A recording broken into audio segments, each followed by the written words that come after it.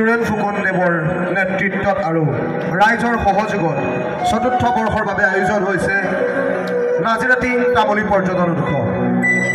আজি প্ৰথম দিনৰ কাৰ্যসূচীৰ পিছত আমি আপোনালোকৰ কালিলৈ উপস্থিতি কামনা কৰিছোঁ।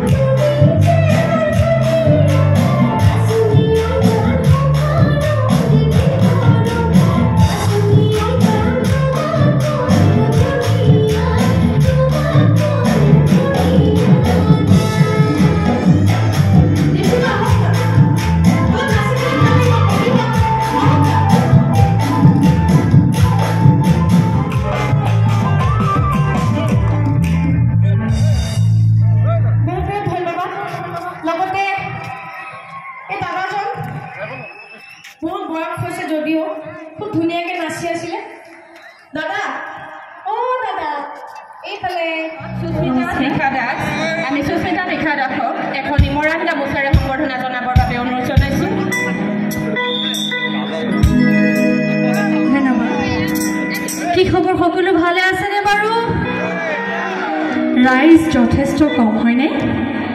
ঠাণ্ডা লাগিছে, সেইকাৰণে সকলোৱে দূৰে দূৰে বেছিকৈ কিয় বহিছে? অকণমান কাষলৈ আহিলে ভাল লাগিব সকলো। পোনপ্ৰথমে উপস্থিত সমূহ ৰাইজলৈ নৱবৰ্ষৰ হিয়াভৰা শুভেচ্ছা জ্ঞাপন কৰিছোঁ। আৰু আজি এই পবিত্ৰ সময়ত আমাক ইয়ালৈ নিমন্ত্ৰণ কৰাৰ বাবে অশেষ ধন্যবাদ জ্ঞাপন কৰিছোঁ। মোৰ অতি মৰমৰ দাদা ৰূপম কাশ্যপ দাৰ লগতে আমাৰ সন্মানীয় বিধায়ক সুৰেন ফুকন ডাঙৰীয়ালৈ অশেষ ধন্যবাদ জ্ঞাপন কৰিছোঁ। আৰু যি সময় আমি অনুষ্ঠান যিহেতু নকৰোঁ আৰু বহুতো শিল্পী আছে আমাৰ মাজত, গতিকে একেবাৰে আপোনালোকৰ নাচিব পৰা এটি গীত গাইছোঁ, হ'বনে? আৰু যিহেতু আমাৰ মৰাণ জনজাতিৰ লোকসকল ইয়াত দেখা পাইছোঁ, গতিকে এইবছৰ এটি মৰাণ বিহু যোৱাকালি আমি মুকলি কৰি দিলোঁ ৰাইজৰ আগলৈ। আৰু বিশেষভাৱে সৌভাগ্যমতে আমাৰ নাচনীসকল যিসকলে মোৰ গীতটি অভিনয় কৰিছিল আৰু সেই নাচনী গাভৰু ঢুলীয়া সকলো আমাৰ মাজত আজি উপস্থিত আছে। গতিকে তেওঁলোককো আমি মঞ্চলৈ নিমন্ত্ৰণ জনাওঁ। তাৰ আগতে অকণমান এটি হৰিনামেৰ অনুষ্ঠান ভাগি আৰু আৰম্ভ কৰিব লৈছোঁ আমাৰ বয়োজ্যেষ্ঠসকলৰ বাবে।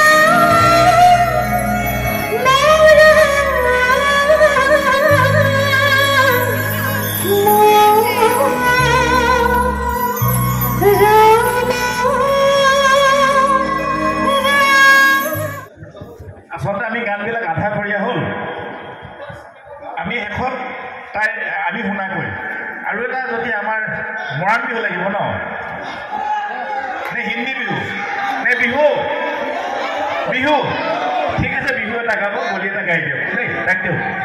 ধন্যবাদ ছাৰ। ঠিক আছে।